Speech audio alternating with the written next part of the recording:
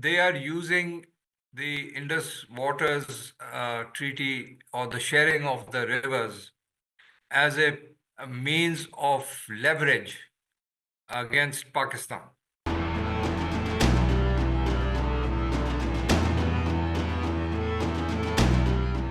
India cannot stop or prevent or divert or store the waters of these three rivers and reduce the supply of the water that is Pakistan's share. So this is the legal position, and if the Indians continue with this, then we will have to take legal options against them. So this is really what their objective is, and as Pakistan has said that the Indians are now trying to weaponize the issue of water.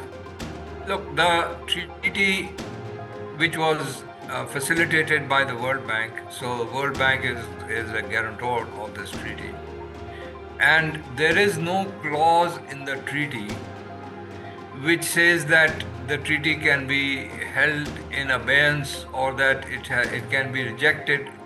It is a treaty in perpetuity. And there is a clause which says that the two countries can negotiate with each other in case of any need for change.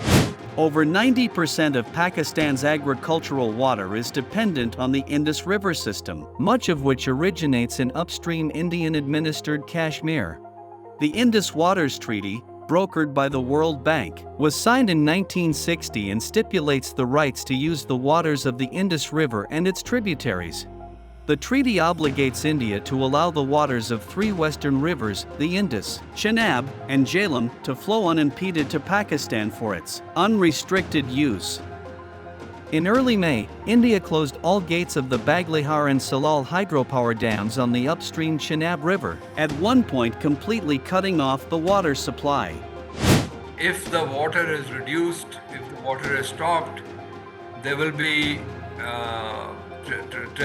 tremendous water scarcity.